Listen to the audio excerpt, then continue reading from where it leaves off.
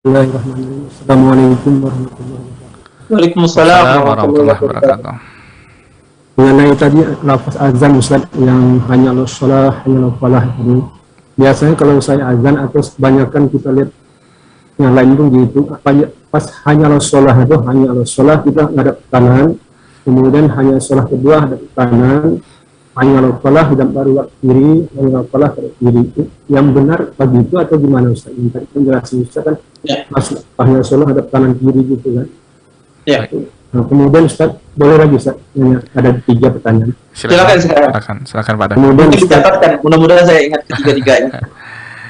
ya Ustaz, kalau saya baca dengar syirah Nabi, itu kata Rasul apabila dia kendaraan pas sholat wajib beliau berhenti Ustaz, dan lalu berhentikan kuda atau tunggangan beliau. Kemudian apabila beliau sholat sunnah, beliau dalam keadaan menunggang kendaraan tersebut. Bagaimana kalau kondisi kita dalam mobil Ustaz? Apakah hal itu bolehkah? Apa kita harus berhentikan mobil atau gimana? Apa boleh kita sholat di dalam mobil? Ketiga Ustaz, apabila saya ini sering keluar kota, kadang-kadang naik mobil, dari ada kadang naik travel Ustaz. Apabila saya berangkat dari kota Jambi misalnya menuju Pekanbaru, itu biasa malam, jam 7 malam dijemput di rumah. Jadi maghrib bisa saya sholat di masjid di rumah, di sholat rumah di komplek. Kemudian pas sholat isya itu, mobil itu ada jam biasanya kalau sini anggaplah jam 7.25 sholat isyanya. Jadi masih ada waktu sebenarnya. Tapi mobil udah jemput jam 7 malam. Apakah boleh saya itu menjamak plus qasar sholat isya, atau hanya boleh menjamaknya saja, atau boleh nanti qasar tapi dalam mobil Ustaz? Gitu Ustaz. Baik. Gimana status yang terbaik Ustaz? Karena saya belum keluar dari kota Jambi, itu masih di dalam kota itu, masih belum mulai bergerak, masih dalam kota. Demikian Ustaz, itu pertanyaan saya. Syukron, jazakallahu khairan atas penjelasannya. Assalamualaikum warahmatullahi wabarakatuh. Waalaikumsalam warahmatullahi wabarakatuh. Naam, Ustaz.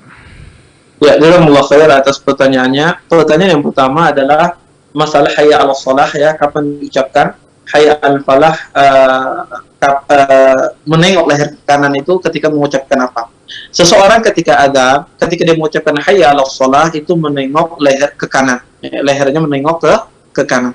Ketika dia mengucapkan hayya 'alal falah, ya, dia menengok lehernya ke kiri. Jadi mengucapkan hayya 'alas shalah, ya, 2 kali itu ke kanan, ya, lehernya, ya, menengok ke kanan.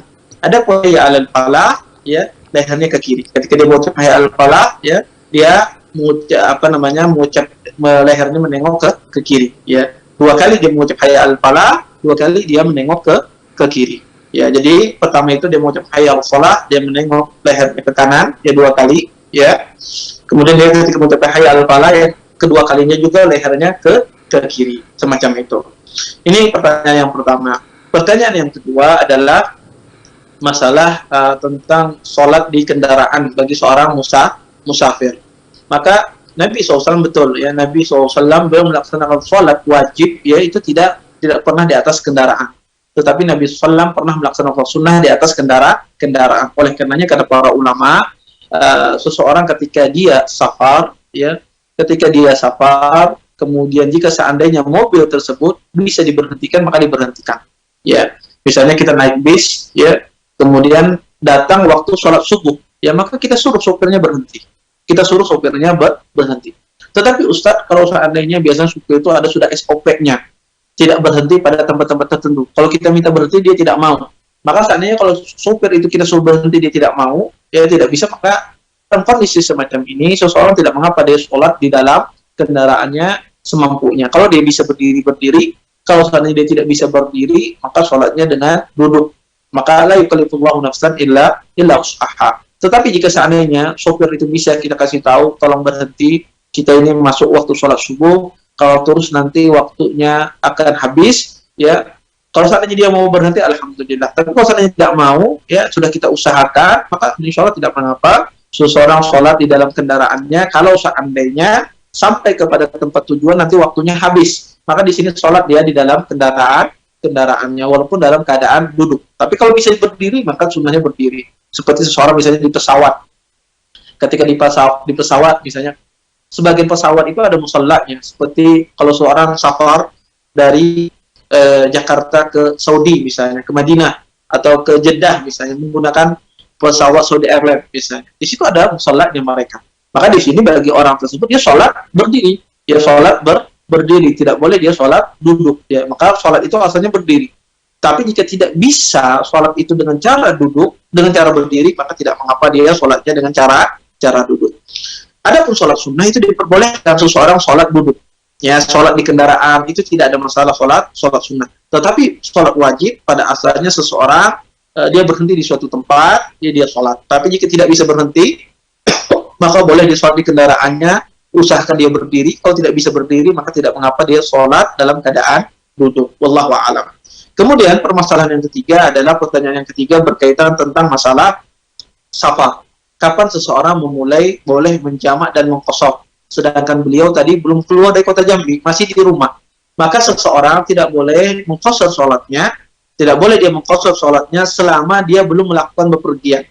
Maka kalau kita masih sholat maghrib ya, sebelum isya datang jemputan, maka tidak boleh kita qashar ya sholat isya kita, tidak boleh ya. Terus gimana caranya Ustaz? Seseorang boleh menjamak dan mengqashar sholatnya ketika dia sudah keluar dari kotanya.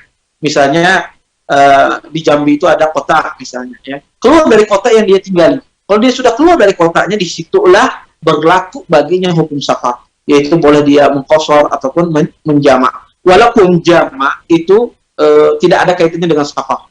Ya, jamak itu kadang-kadang orang tidak safar boleh. Jamak orang boleh menjamak sholat ketika ada keperluan, ketika ada kebutuhan. Ya, maka boleh kadang-kadang seseorang menjamak ketika dia ada kesibukan yang begitu padat, ya, kesibukan yang begitu padat, takut, maka boleh sewaktu-waktu kadang-kadang diperbolehkan menjamak. Intinya jamak itu tidak ada kaitannya dengan safar. Yang berkaitan dengan safar adalah qashar. Yang berkaitan dengan safar itu adalah qashar. Maka ketika ingin mengqashar sholatnya itu dia harus keluar dulu dari kota yang dia tempati. Kalau dia keluar dari kota yang dia tempati, di situ berlaku hukum safar. Di situ dia boleh mengqashar. Adapun jika dia belum melakukan pergerakan, masih dalam rumahnya, tidak boleh dia mengqashar sholatnya. Wallahu a'lam.